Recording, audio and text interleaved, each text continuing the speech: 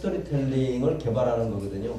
제가 서두에 인사도 드렸습니다만 다가동, 도동, 전동 이런 데 남아있는 우리 지역의 또 골목 이야기, 또 우리가 전주 살면서 전주에 대한 이야기, 우리가 알지 못했던 이야기. 여러분들 전주 살고 계시지만 전주 곳곳에 있는 지역을 다 가보신 적 있습니까? 드문 일이에요.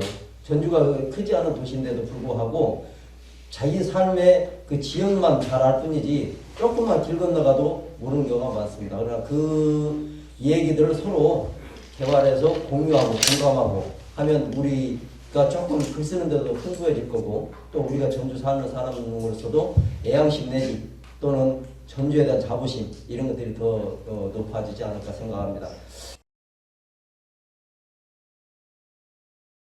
초대해 주셔서 감사합니다. 스토리텔링이라는 말은 굉장히 많이 들어보셨을 거로 생각이 듭니다.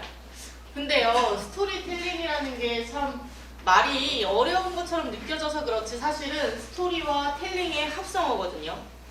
그러니까 스토리텔링이라는 건 결국 이야기를 하는 겁니다. 근데 이야기하는 거 혹시 싫어하시는 분 있으세요? 나는 말하는 거 막 너무 싫어하는 분이 계실까요? 때때로 말하는 거 좀 싫을 수도 있죠. 하지만 내가 좋아하는 사람하고, 내가 친구, 내 가족, 내가 사랑하는 사람들하고 이야기하는 거 싫어하는 사람은 아무도 없을 겁니다. 그 이야기를 어떻게 할 것인가의 문제가 바로 스토리텔링이라고 생각하시면 되겠습니다. 장황하게 써놓았지만요, 스토리텔링은 기본적으로 스토리를 말하는 겁니다. 근데 이야기는 누구든 사실만 말하는 사람 없죠. 우리가 이제 많은 어머님들 계시지만 남편분이 나 오늘 예뻐 했을 때 이쁘든 안 이쁘든 뭐라고 말해줘야 되죠? 이쁘다고 말해줘야 되죠. 사실만 말해요. 아니 당신은 오늘 어디가 좀 옷이 좀 색깔도 안 맞고 오늘 좀 오늘따라 부어 보이네? 그럼 좋아요? 싫어요? 싫어요. 너무 싫어요. 우리는 거기서 내가 오늘 내 색깔이 맞는지 안 맞는지, 내 옷에 몸이 맞는지 안 맞는지 이런 게 중요하지 않죠. 뭐가 중요하죠? 내가 듣고 싶은 말 듣는 게 중요하죠. 자, 이야기는요 모두 팩트만 말하지 않습니다. 사실만 말할 수 없어요. 이야기라는 건 항상 뭐가 들어가 있어요? 창조적인 활동이에요. 항상 여기는 뭐 하는 거다? 지어서 말하는 거예요. 그렇지만 완전히 없는 얘기를 하면 안 됩니다. 제 아내가 예뻐 했는데 저기 무슨 천사 같아. 저기 무슨 미국에 있는 누구 천사 같아. 혹은 나한테 갑자기 너 전지현 같아. 그러면 그거는 살짝 이제 고민이 돼요. 어느 정도 기반에 두고, 사실에 기반을 두고 말해야 돼. 당신 오늘 보라색 옷이 너무 예쁘다. 너무 멋지다. 이렇게 말해줘야 돼요. 그쵸? 이야기는 항상 뭐 해야 된다? 사실에 기반을 두되 뭘 해야 한다? 지어서 말하는 행위다. 라는 것을 기억하셔야 됩니다. 미국의 영어교사위원회에서는 스토리텔링을 이렇게 말한대요. 이야기를 말하는 사람하고 듣는 사람이 같이 상호작용을 하는 건데, 어떤 상호작용을 하냐면 상상력을 발휘하면서 듣는 거래요. 듣게 해야 한대요. 그러니까 상상력을 발휘할 수 있게끔 얘기를 해줘야 된다는 거죠. 화자도. 그렇게 해서 이 두 사람 간에 뭐가 중요하냐? 교감하는 것. 그리고 상호작용하는 게 중요하다고 합니다. 스토리텔링의 가장 포인트는요, 한 단어로 말하면 요거예요. 상호작용이에요. 이야기를 하는데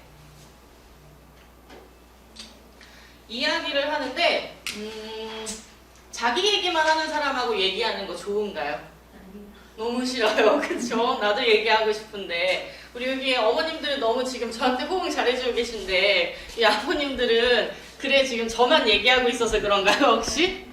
누구 친구들하고 얘기할 때요, 어떤 애가 한 명이, 어떤 사람이 걔 혼자만 얘기하면 어떤가요? 다음부터 걔랑 안 놀아요. 그죠? 안 부르죠. 그것처럼 이야기는 상호작용해야 되는데, 근데 상호작용이 그냥 우리가 농담 따먹기만 하고 끝나면 어떨까요? 한 번 재밌죠. 두 번도 재밌어요. 한 세네 번까지 그래 어떻게 할 수 있죠. 근데 맨날 만나면 쓸데없는 얘기만 하고 헤어지는 사람들도 있어요. 그런 모임들도 있죠. 그러면은 그 모임 나가기 싫어질 때도 있죠. 내가 좀 힘들거나 내가 몸이 좀 살짝 컨디션이 안 좋아요. 하지만 내가 너무 좋아하는 친구하고 만나기로 했어요. 그럼 어떠죠? 나가요, 그때는. 하지만 그 모임이 하나도 메갈탱이가 없는 모임은 어떠죠? 나 오늘 컨디션이 좀 안 좋아서 다음에 보자 하죠. 그렇게 이야기하는 건요, 맹할탱이 없는 얘기만 하면 안 됩니다. 지어서 얘기하더라도, 재밌는 얘기를 하더라도 서로 어떤 교감이 있어야 돼요. 교감이 있고 거기에서 교훈까지 있으면 최고의 이야기라고 할 수 있겠죠. 그렇게 생각했을 때 많은 사람들에게 어떤 교훈을 주고, 감사합니다. 교훈을 주고 영향을 주고 그러면서 재미도 있고 계속해서 그 사람의 이야기를 듣고 싶은 사람들, 우리가 이렇게 이야기하는 사람들을 최고의 스토리텔러라고 말할 수 있을 것 같아요. 인류의 역사를 통틀어서 최고의 스토리텔러는 누굴까요? 가장 이야기를 잘하는 것 같은 사람. 맞습니다. 가장 많은 사람들을 설득한 사람. 예수님, 부처님이죠. 예수님, 부처님 얘기하는 거 되게 싫어하는 사람? 없죠. 아마 그 당시에도 자기랑 사상이 안 맞아서 그렇지 그분들은 하는 얘기는 엄청 많이 듣고, 그리고 그걸 책으로 또 인쇄를 해서 보고, 그리고 또 누구는 외우고, 그리고 매주마다 가서 스님 설법, 목사님 설교 들으면서도 날마다 새롭죠. 날마다 짜릿해요. 새로운 얘기 들으면. 최고의 스토리텔러는 제가 생각했을 때 아마 이분들이라고 생각이 들어요. 자, 그럼 스토리텔링, 우리는 그럼 이런 스토리텔러가 될 수 있으면 너무 좋겠죠. 하지만 이렇게는 아직 좀 어렵더라도 우리가 그럼 어떻게 이야기를 그럼 재밌게 할 수 있을까? 한번 그걸 생각해 볼게요. 자, 그러려면 스토리텔링이라는 말이 언제부터 등장하기 시작했는가를 일단 조금 알아보려고 해요, 먼저. 일단 스토리텔링은 스토리와 미디어가 결합하기 시작하면서부터 등장했어요. 그 전에 우리 소설책 많이 보셨죠? 학교 다닐 때. 소설책, 잡지, 이런 거 많이 보셨죠? 그런 걸 보면서 우리가 이거 스토리텔링 된 작품이야 라고 하지 않았어요. 우리는 그걸 그냥 소설책이라고 했죠. 자, 거기에는 뭐가 빠져 있어요? 미디어가 아직 결합되지 않은 상태였던 거예요. 예전에는요, 아주 예전부터 이야기는 참 많았어요.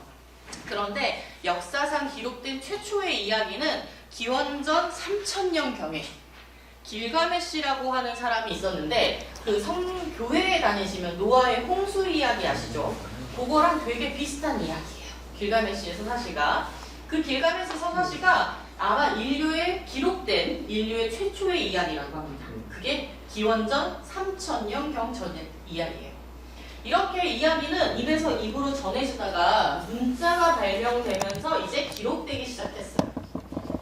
문자가 발명되면서 기록됐어요. 중국에서는 약 기원전 15세기 이제 한자가 발명됐으니까 그때부터 이야기는 기록되기 시작한 거예요. 그런데 그때는 우리 들어서 아시겠지만 조선시대 때는 책이 흔했어요? 귀했어요? 귀했어요. 종이도 귀했고요. 활판 인쇄본은 구하기 더 어려웠죠. 자, 근데 그게 인쇄술이라고 하는 게 발전하면서 이제 우리 시기로 한 1500년, 1600년 정도에 인쇄술이라고 하는 게 발전하면서 이제 책을 찍어내는 게 가능해졌어요. 그럼 이제 사람들은 많은 책들을 볼 수 있어요. 그러면서 이 사람들에게 재미있게 이야기를 전달하기 위해서 문학작품들이 굉장히 많이 생기기 시작했어요. 그런 문학작품들이 미디어를 만나면서 이제 영화화되고 드라마화 됐어요. 하지만 영화관에 가서 영화만 보지 영화 화면이랑 상호작용하시는 분 계세요? 없어요. 그쵸? 영화 화면하고 상호작용하는 거 옆에 사람이 싫어해요. 그쵸? 근데 이제는 스토리가 이렇게 일방향, 소설이나 영화처럼 일방향으로만 전개되는 게 아니고요. 이제 쌍방 소통이 가능해졌어요. 스토리텔링이라는 단어는 우리 2000년대 초반에 미디어가 문화 콘텐츠 산업이 활발해지면서 이 스토리텔링이라는 말이 나오게 됐어요. 그럼 왜 스토리라는 건, 이야기라는 건 그전에도 있었는데 그전에는 스토리텔링이라는 말이 없었을까요? 그전에는 이런 말이 필요하지 않았기 때문이에요. 왜? 스토리가 일방향으로만 전개됐으니까요. 자, 스토리텔링은요, 이야기가 텍스트에서 벗어난 거예요. 제가 지금 선생님들 여기 서서 이 텍스트를 그냥 이렇게 읽는다고 생각해 보세요. 재미가 없어요. 아마 집중 5분도 못 하는 거예요. 하지만 제가 뭐 하죠? 돌아다니고 팔도 펼치고 다가가고 여쭤보고 하죠. 이렇게 연출되는 어떤 행동을 하는 거예요. 스토리가 책으로만 있는 게 아니라요. 텍스트로만 있는 게 아니라 이렇게 연출된 행동들이 부가가 되면서 그 매체성과 상호작용성, 현장성 등 이 역동성을 갖게 되는 거죠. 그래서 단순히 스토리가 존재하는 게 아니라 이제 뭐가 하는 거죠? 스토리가 텔링 되는 거예요.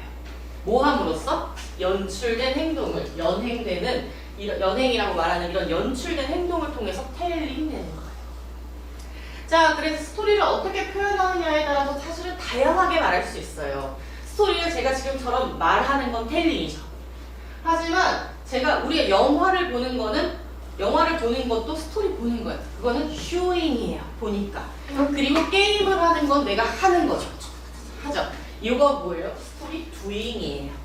그러니까 여기서의 핵심은 텔링은 단순히 말한다라고 할 것이 아니라 말만을 가리키는 건 좁은 의미고 스토리텔링에서의 텔링은 뭐냐면 표현과 연출의 문제예요. 어떻게 표현할 것이냐, 어떻게 연출할 것이냐의 문제라는 거죠. 스토리를 재밌게 쓰는 거는 어떻게 보면 스토리텔링에서 당연한 일이에요. 하지만 그 재미있게 쓴 혹은 좀 더럽게 재미없는 스토리라도 어떻게 표현하느냐, 누가 표현하느냐, 어떻게 연출하느냐가 스토리텔링의 핵심이라는 거예요. 자, 그럼 스토리텔링이 어디에 쓰이냐? 이제요, 정치하는 데도 쓰여요. 정치에도 쓰이고요, 경제생활, 소비생활, 그리고 공동체를 구현하는 데도 스토리텔링이 활용됩니다. 스토리텔링이 정치에서는 어떻게 쓰이냐면요, 우리가 제일 쉽게 알 수 있는 게 선거 캠페인 할 때 많이 써요.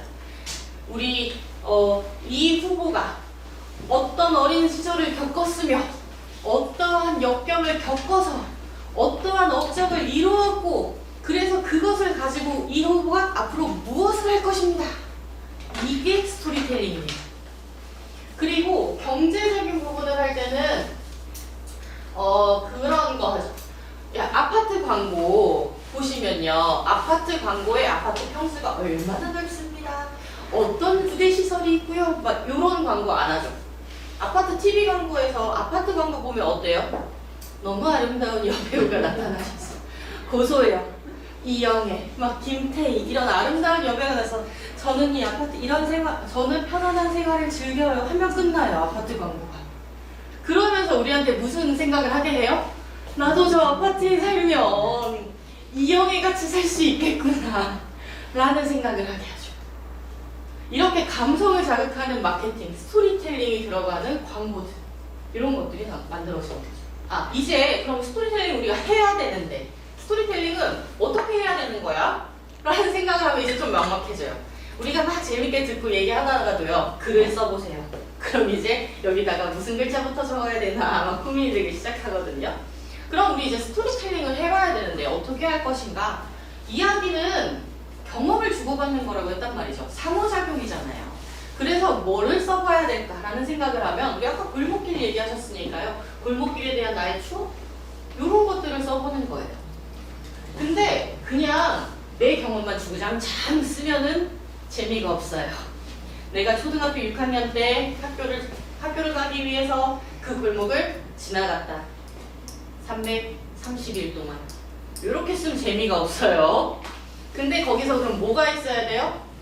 재밌는 일이 있어야 돼요. 그냥 쓰기만 하면 안 되죠. 그래서 스토리텔링 할 때 뭐가 중요하냐? 사건이 중요해요.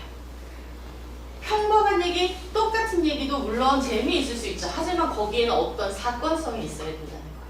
특별한 경험이 있어야 돼요.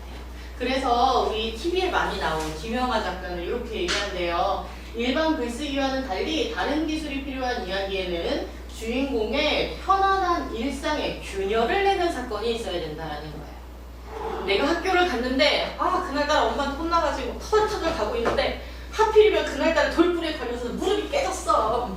이런 특별한 사건이 필요한 거예요. 그러니까 여러분들이 이제 골목길에 대한 자기 경험을 쓰게 되더라도 내가 그 골목길에서 어떠한 특별한 사건이 있었는지 내가 쓰려고 하는 주제에 있어서 어떠한 특별한 사건이 있었는지를 생각해 보는 거예요. 그리고 거기에서부터 접근에 들어가면 그 다음부터는 쓰는 게 어렵지 않을 거예요.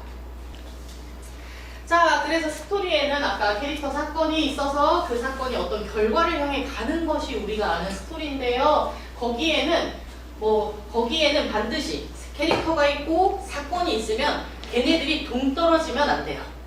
캐릭터가 있고 내가 초등학교 6학년 그리고 학교에 가다 넘어진 얘기 내가 넘어진 얘기 요게 동떨어져 있으면 재미가 없어요. 거기에 뭐가 들어가야 돼요? 엄마한테 혼이 나가지고 가방을 빼고 갔는데 하필이면 돌부리에 넘어졌어 하는 어떤 인과관계와 그 사이에 보충이 있어야지만 스토리가 재밌어진대요.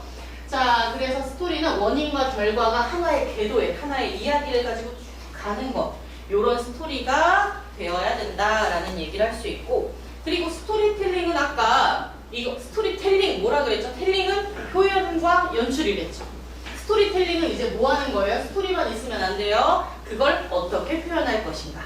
내가 이거를 글로 표현할 것인가? 영상으로 표현할 것인가에 따라서 어떠한 다른 텍스트, 다른 콘텐츠가 나올 수 있다. 그리고 이것을 무엇으로 표현할 것인가도 이미 스토리를 작성하는 단계에서 고민이 돼야 된다는 거예요. 내가 이걸 영상으로 표현하고 싶으면 좀 더 구체적인 어떤 그런 영상적인 부분들을 고민하고 써야 된다는 거예요. 근데 글로 쓴다 하면은 책으로 보기에 제일 좋은 문제, 이런 것들을 고민해야 될 거겠죠. 자, 우리의 이야기라고 했을 때 우리라고 하면 좀 범범하니까 우리 지역을 생각해서 전주의 이야기를 한번 생각해 볼까요? 이 전주의 이야기, 아까 내 이야기 쓰는데 이게 전주의 이야기랑 뭔 상관이야 라고 생각할 수 있겠지만 내 이야기, 우리의 이야기들이 모여서 결국은 전주의 이야기가 될 겁니다. 그러면 전주의 이야기가 되는 게 왜 중요해? 왜냐하면 이제는 이런 도시 역시 스토리텔링의 소재가 되고 있기 때문이에요. 자, 그러면 옛날에는 워싱턴, 뉴욕 이런 데가 정말 시티 했었잖아요. 우리 한국으로 치면 서울만 시티였잖아요. 근데 요즘은 서울에 사는 사람하고 전주에 사는 사람이 엄청 다른 생활을 하나요? 아니에요. 그냥 그 사람들도 밥 먹고요, 회사 가고요, 문화생활 해요. 근데 우리도 하잖아요. 우리도 마트 가잖아요. 우리도 영화 보잖아요. 똑같은 거 하고 있어요. 그러니까 도시의 격차는 점점 줄어들어요. 그러면 도시는 이렇게 도시의 발전은 평준화되고 있는데, 그러면 우리는 도대체 어떻게 우리 도시를 드러낼 수 있을까의 고민인 거예요. 이제 도시에서의 스토리텔링은 어떻게 하면 우리 도시를 더 드러내볼 수 있을까의 고민인 거죠. 자, 이렇게 문화가 도시 간의 경쟁력이 되는 시대가 됐습니다. 우리 지역이 가지고 있는 문화가 도시의 경쟁력이 되는 시대, 그리고 그 문화가 지역의 경제에 도움이 되는 핵심적인 소재가 되고 있어요. 예를 들면 선생님들 전주 왜 올까요? 사람들이 전주에 놀러 오는 이유, 한옥마을 보고. 한옥마을이 뭔데? 옛날? 네? 옛 문화다. 그렇죠. 옛 문화죠. 옛날 사람들이 살던 집이 있잖아요, 거기. 그리고 한옥마을에 또 전주시가 그거 하잖아요. 한복 대여 사업 하잖아요. 그러니까 옛날 옷을 입고 옛날 집을 본다. 그거 서울 도심 한복판에서는 할 수 없는 일이잖아요. 그렇게 이런 전통이라고 하는, 전통 문화라고 하는 것이 우리 지역의 지역 경쟁력이 되고 지역 경제 활성화에 도움을 주고 있는 거죠. 우리 지역 같은 경우에 우리 전주는 전통을 좀 매개하고 있는 도시니까 이런 전통적인 면을 부각해가지고 지역의 문화 콘텐츠들을 만들자 해서 뭐 했냐면 한옥마을 개발하고 한복 저기다 갖다 놓고 이런 거 하는 거예요. 지역 문화 콘텐츠 개발이에요. 근데 거기에서 넘어서 지역 문화를 이렇게 개발해놓고 보니까 한옥마을에서 저 젊은 친구들이 한복 입고 다니는데 무슨 생각이 드세요? 문화를 알리는. 문화를 알린다. 좋죠. 근데 그런 한복 솔직히 입어보셨어요? 어렸을 때 살면서? 안 입어봤죠. 맞아요. 쟤네들이 전통이라고 저러고 다니는데 나는 한 번도 해본 적이 없는 전통이야. 그렇죠. 쟤네가 뭐라고 우리 도시의 어떤 컨텐츠라고 해서 하는데 나는 한 번도 해본 적이 없어, 저걸. 이런 괴리가 발생해요.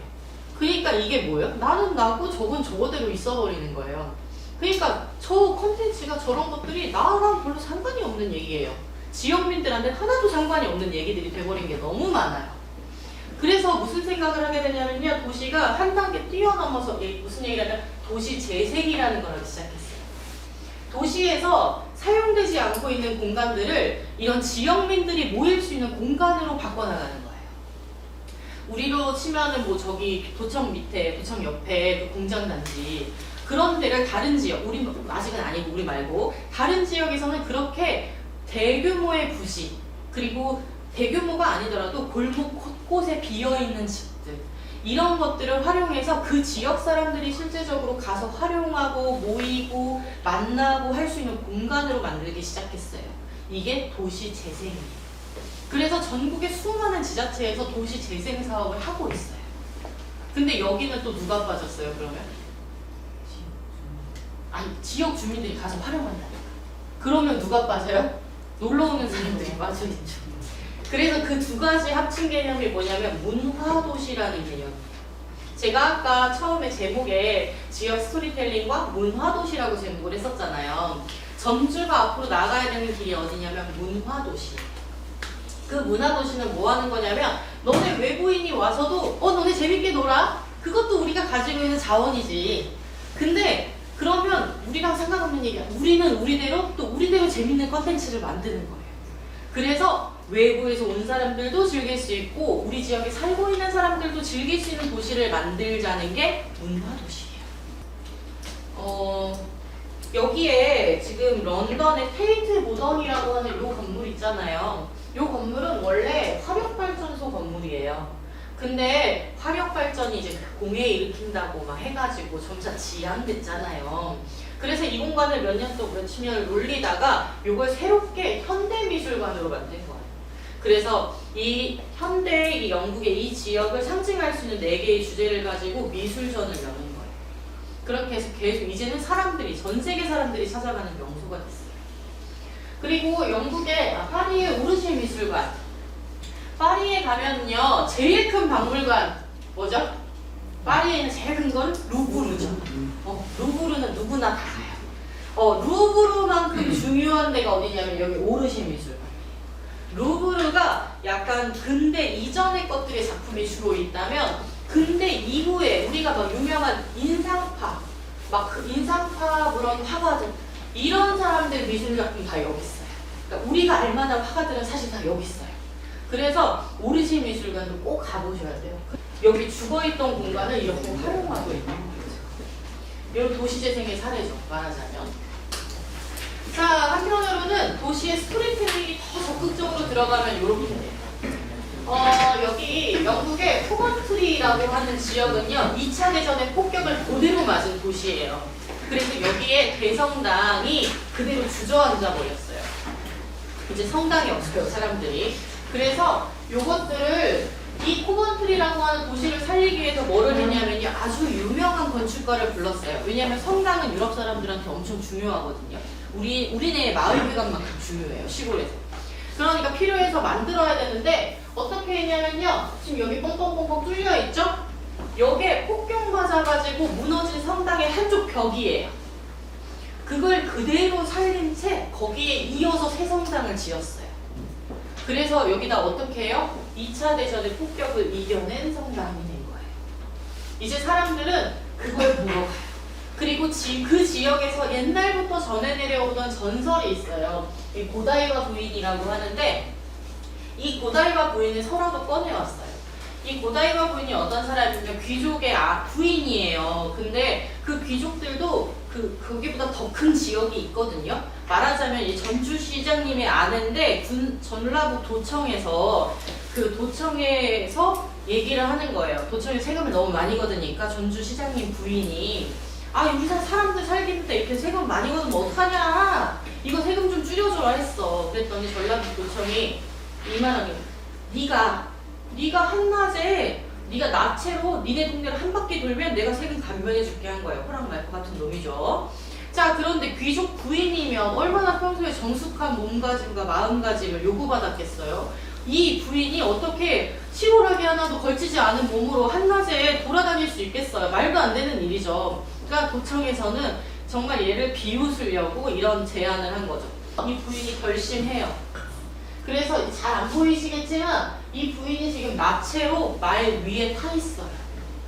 근데 이 부인이 너무너무 정말 대단한 결심을 했잖아요. 그래서 어떻게 했냐면 그 마을 사람들이 야, 부인이 몇 시에 마을을 돌 거래. 우리 그때 아무도 집 밖으로 나가지 말자. 라는 결의를 해요. 그리고 아무도 안 나왔는데 모든 호기심이 사람을 죽여요. 한 명이 나와서 봤어요. 그래서 그 사람은 결국 나중에 잡아 죽였죠. 아무튼 그런 건데 이 고다이바 부인의 이런 마음이 너무 갸륵하잖아요. 그래서 이러한 배경을 가지고 있는 도시야 라고 해서 도시를 스토리텔링한 거예요. 브랜딩한 거예요. 그리고 영국의 라스베가스 들어보셨죠? 여기가 사막 한가운데 있어요. 아무것도 없어요. 그런데 여기에다가 오락과 유흥의 도시, 오히려 사막 한가운데 있으니까 아무도 날 못 보니까 더 좋아 하는 마음으로 사막 한가운데에서 이렇게 유에서 물을 창조하는 스토리텔링도 있었어요. 그리고 여러분들 로미오와 줄리엣 다 들어보셨죠?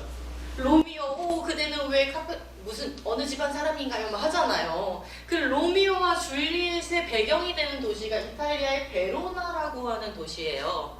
근데 그러면 여기에 가면요 줄리엣의 집이 있어요. 그래서 줄리엣의 그 집에 그 줄리엣이 이렇게 나와서 로미오랑 눈빛 교환했을 그 발코니도 있어요. 그래서 막 만들어놨어요. 사람들이 이걸 보러 막 가요. 그리고 여기에 들어서면 이 줄리엣의 동상도 만들어져 있는데요. 이 줄리엣의 가슴을 이렇게 만지면 사랑이 이루어진대요. 그래가지고 엄청 많이 사람들이 가요. 근데 사실 베로나는 로미오와 줄리엣하고 하나도 상관이 없는 도시예요. 로미오와 줄리엣은 순수 창작 소설이에요. 그치만 거기에서 줄리엣의 집에 베로나에 있다라고 한 문장을 그대로 따온 거예요. 베로나 시에서. 그래서 그 도시를 로미오와 줄리엣으로 다 칠한 거죠. 하지만 사람들한테는 그게 소설의 문구고 그 지역엔 실제로 줄리엣이 살지 않았다는 건 전혀 중요하지 않아요. 그쵸? 그냥 다 이 로미오와 줄리엣 보러 가는 거예요. 그리고 비틀즈 아시죠? 비틀즈. 여기 리버풀이라고 하는 도시가 근대에 되게 발달한 도시예요. 왜냐하면 여기에 석탄 산지예요. 그러니까 석탄을 해석할 때 엄청 번영했죠. 근데 석탄이 이제 아니잖아요. 주요 산업 도구가. 석유로 전환되면서 이제 석탄 산지들은 다 거품이 가라앉고 무너지게 돼요. 근데 그걸 살린 게 비틀즈예요. 리버풀에서 이 사람들이 태어나거든요. 그러니까 우리는 누구의 도시야? 우리는 비틀즈의 도시야. 비틀즈가 걸었던 거리, 비틀즈가 가서 공연했던 펍, 비틀즈가 먹었던 뭐 해가지고 온 도시를 비틀즈로 도배했어요. 여기도. 그러니까 이제 사람들은 비틀즈는 전 세계의 우상이잖아요. 그래서 비틀즈를 느끼고 싶어서 여기를 가요. 마찬가지로 모차르트의 생가가 있는 짤즈부르크도 똑같이 이렇게 어떤 지역의 어떤 소재를 가지고 스토리텔링해서 도시를 브랜드로 만드는 거예요. 그러면요, 해외는 이미 옛날부터 도시도 엄청 발전했고 문화적 자산들도 가지고 있으니까 그렇게 할 거 아니야 라고 생각할 수 있죠. 우리는 어려울까요? 아니에요. 전주가 전통의 도시라면요, 저짝에도 전통의 도시가 하나 더 있죠. 안동. 안동도 전통 도시잖아요. 우리랑 똑같이 브랜드 마케팅 하고 있잖아요. 도시 마케팅을. 안동은 이미 하고 있어요. 안동은 이미 전통 문화를 가지고 자기 도시를 스토리텔링 진즉부터 하고 있었어요. 그래서 안동은 유교 문화를 간직한 정신 문화의 도시다 라고 해가지고 우리나라의 대표적인 전통 지역이란 정체성을 이미 가져갔어요. 그래서 전통의 이미지를 높이기 위해서 여기서 뭐예요? 안동 탈춤, 유명한 국악 공연, 이게 농악, 이렇게 안동의 전통 문화들을 막 발굴해가지고 그거를 보존하고 더 알리기 위해서 더 많이 노력하고 있어요. 그렇게 함으로써 지역 주민들의 공동체 의식과 자긍심을 증진시키기 위해서 전통 문화 콘텐츠를 지속적으로 개발하고 있습니다. 그리고 자기들끼리만 자기들이 잘하는 거 계속 파는 게 아니라요. 외국하고 교류도 굉장히 활발하게 하고 있어요.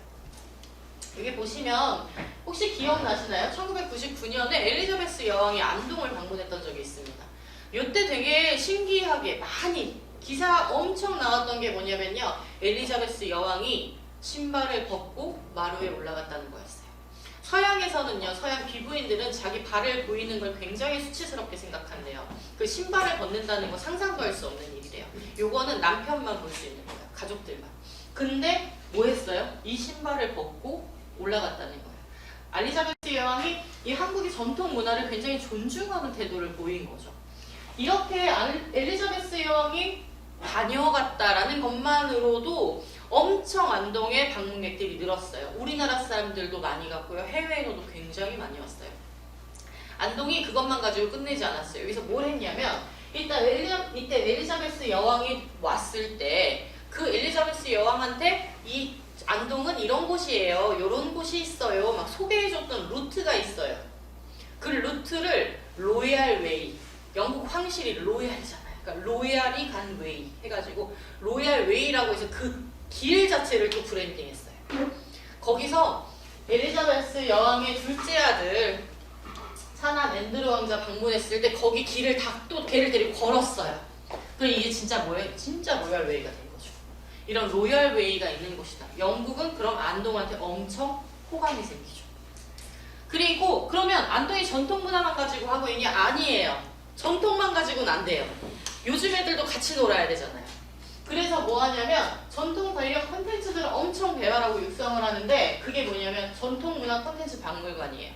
전통문화를 콘텐츠화한 박물관인데 농악을 보여주는 박물관이고요. 뭐 제사상 차리는 거, 헛제사밥 이런 거를 보여주는 박물관인데요. 박물관 좋아요? 싫어요?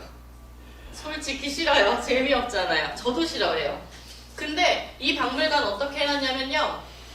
홀로그램으로 띄웠어요. 제사상을. 그리고 거기에서 애들이 직접 가서 그걸 만져볼 수 있겠어요. 그리고 탈춤을 배우라고 하면 부끄러워서 싫잖아요. 애들은 탈춤을 거기서 보여주고 니네가 해봐. 그리고 그거를 UCC로 제작을 해가지고 바로 걔한테 보내줘요.